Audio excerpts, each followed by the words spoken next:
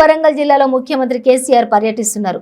మహబూబాబాద్ జిల్లా పెద్దవంగర మండలం రెడ్డికుంట తండా, దుగ్గొండి మండలం అడవి రంగాపురంలోని పర్యటిస్తున్నారు. ఇటీవల కురిసిన వర్షాలకు దెబ్బతిన్న పంట పొలాలను కేసీఆర్ పరిశీలించారు. ఈ నేపథ్యంలోనే సీఎం పర్యటన సందర్భంగా విపక్ష నాయకులు, ప్రజా సంఘాల నేతలను పోలీసులు ముందస్తుగా అరెస్టులు చేస్తూ ఉన్నారు.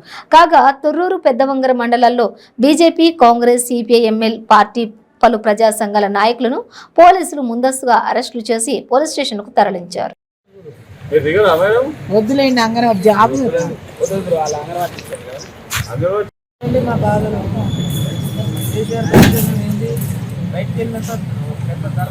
భారత విద్యార్థి ఫెడరేషన్ ఎస్ఎఫ్ఐ తెలంగాణ రాష్ట్ర వ్యాప్తంగా విద్యార్థి సంఘ నాయకులని అర్ధరాత్రి నుంచి అక్రమంగా అరెస్టు చేస్తా ఉన్నారు.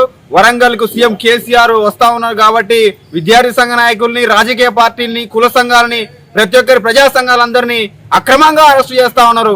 భారత విద్యార్థి ఫెడరేషన్ మేము ఒకటే అడుగుతా ఉన్నాం, ఎస్ఎఫ్ఐ ఆధ్వర్యంలో రాష్ట్ర వ్యాప్తంగా కూడా మేము ప్రకటించలేదు.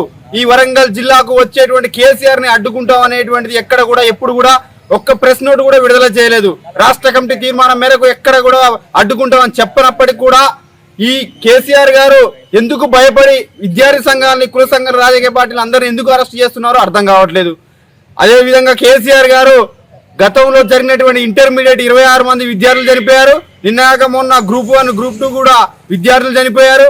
ఇప్పటి వరకు కూడా అన్ని లీకులే, కాళేశ్వరం లీకులే, అన్ని లీకులే, ప్రతి ఒక్కటి లీకులే. విద్యారంగంలో కుట్టుపడిపోతున్నటువంటి విద్యారంగాన్ని దారిని తీసుకురావాల్సినటువంటి కేసీఆర్ గారే ఈనాడు అడ్డదారిలో నడుస్తా ఉన్నారు.